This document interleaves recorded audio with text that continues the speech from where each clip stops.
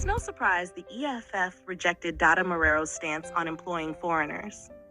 The good news is more and more people are waking up to the fact that the EFF is not good for South Africa. It's a toxic environment. I'm about to play you a few clips of Malema shouting at his followers. Seriously, how do you spend your time listening to someone who constantly belittles you? These guys are sarcastic and aggressive, and when they mock you, you're expected to laugh it off and never confront or disagree with them. I once had a colleague like that. He would shout at clients and they would complain about him. Later, he started coming in late to work, expecting us to clock in for him. I told him straight up I wouldn't do that, and when he tried to raise his voice, I warned him never to do that when talking to me. From that day on, he respected me, even after we no longer worked together.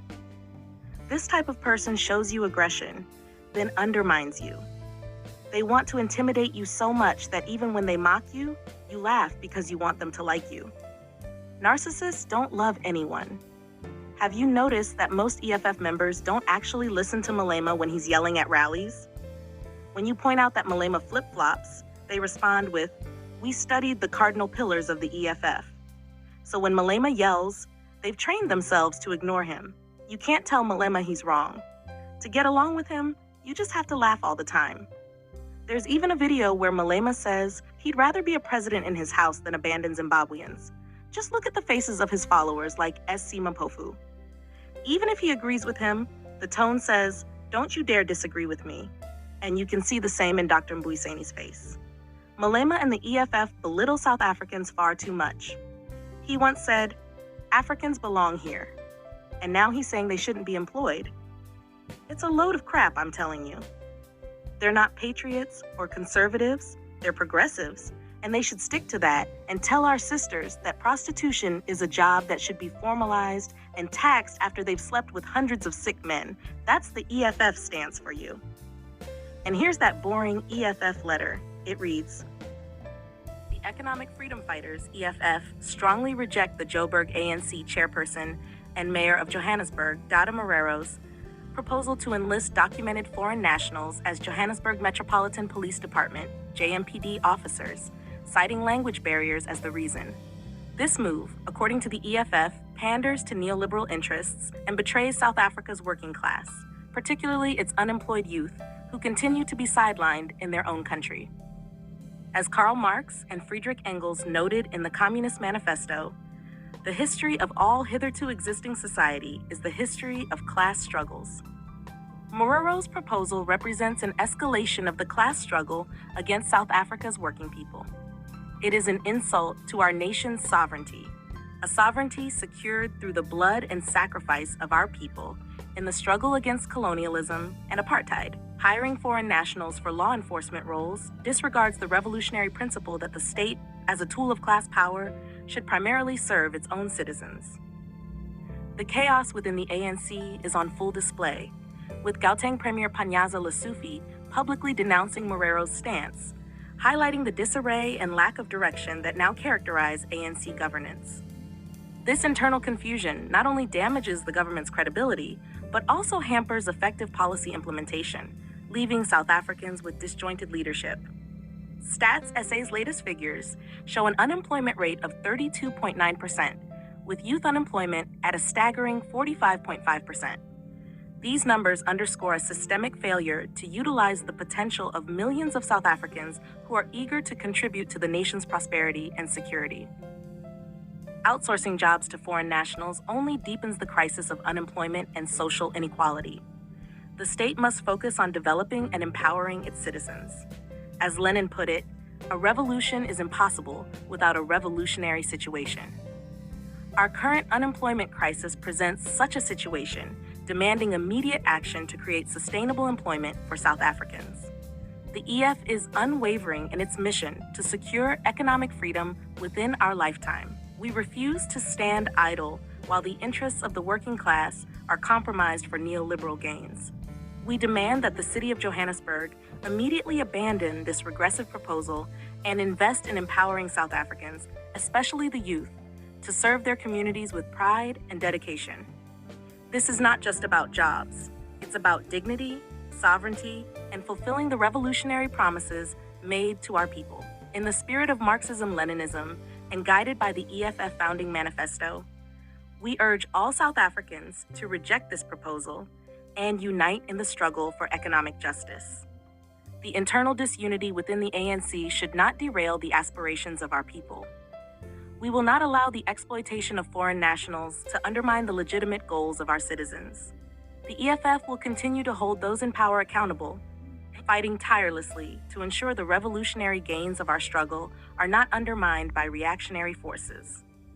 Economic freedom in our lifetime is more than a slogan. It is a commitment to building a society where the wealth of the land is shared by those who work it.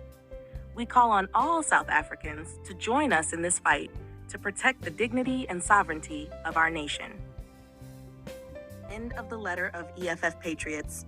Imagine, they are again fooling South Africans. Just imagine. Once again, the EF is putting on a grand show, pretending to stand with South Africans. Suddenly, they're all about the unemployed youth and national sovereignty? How convenient. But where was this energy when they were constantly siding with foreign nationals, pushing the agenda of welcoming them with open arms, regardless of the consequences for the local working class? This letter is crap. For the EFF to say Dada Morero's proposal to enlist foreign nationals in the JMPD is a slap in the face to South Africans is just a cheap, useless shot. This is the same party that often champions open borders and the rights of foreigners. Now they want us to believe they're on the side of South Africans? We haven't forgotten how they were on the front lines defending foreigners' right to work in South Africa, despite the growing unemployment crisis locals face. Where was this concern when they were happy to see locals pushed aside by foreign workers? Now they're suddenly worried about betraying the working class, a class they've continuously ignored when advocating for unrestricted immigration. The EFF should stick to their fake Pan-Africanism nonsense. These guys are fooling South Africans and wasting young people's time.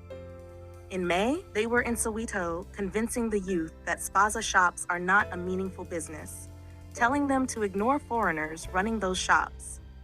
They pushed the narrative that Soweto youth should fight to own banks and mines, and those unemployed guys believed this nonsense.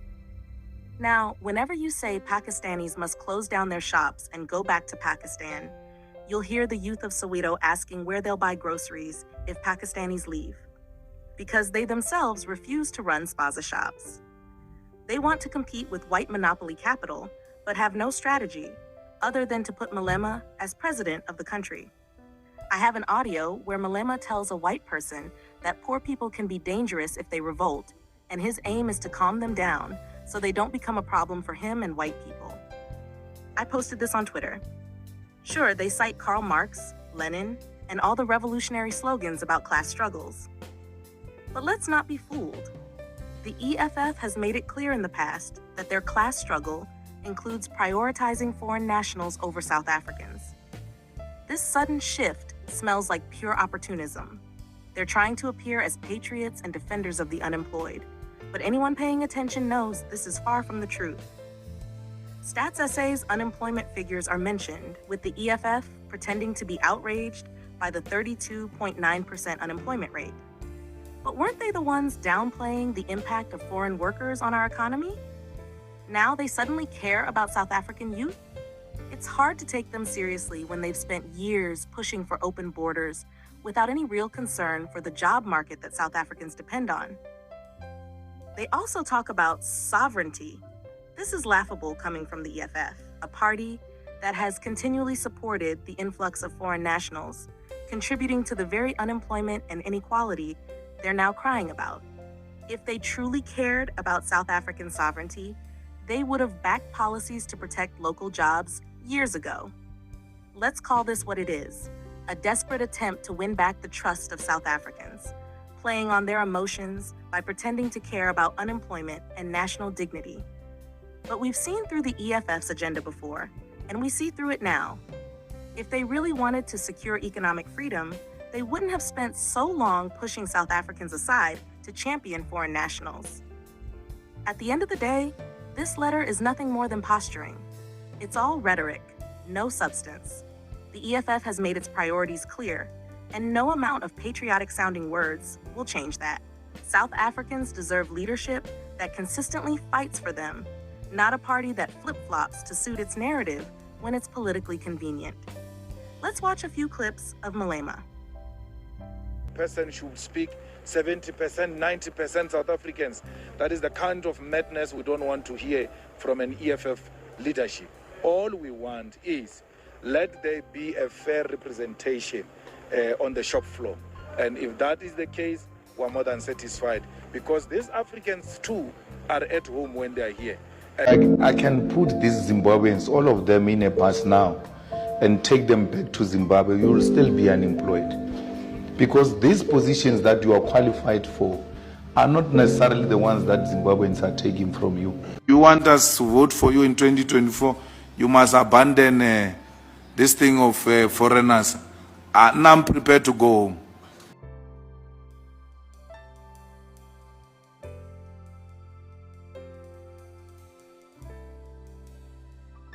Now I'm fine. I will never take a platform and denounce Africans. I will never do it. If it means votes are going, let them go. Now I'm prepared to go home. But to take a platform and please white minority by pointing a finger at my other fellow black brothers, I'm not going to do that. When I see a Nigerian or a Zimbabwean or a Congolese or Ghanaian, I see myself. EFF can commission internal research to see to what extent is this thing hurting the EFF. But I'm not prepared. I'm not prepared to take a platform and say foreigners must go home. I would rather not be a president of South Africa. I'll be a president of my children at home. We'll practice cabinet there. No, I don't want. I must go and tell these hungry Zimbabweans to live here. And when I tell them to leave, I send them to where? To die. To die. I would rather die with them than to allow them to die alone. If this thing has cost us municipalities and people who say I must resign, I will resign. For Africans, I will resign. For black people, I will resign. I have no problem. I saw some tweets saying, no, the CIC must step down. If it's for this, I'm ready. If you are against it now on the basis that I support Africans, let it be. I don't care. What makes me at night is that white people in this country say they are prepared to work with everyone except the EFF, except Julius Malema. I sleep at night. The enemy is not happy with me. I don't want the enemy to be happy with me. And the enemy has accepted that it has got no control over me. It doesn't control me. I've not taken its money. The state can use its own institutions to try and threaten us and do all manner of things. Investigators from 2008 and whatever years were fine. We're not scared of anything. But one thing we know, we have never stolen anyone's money.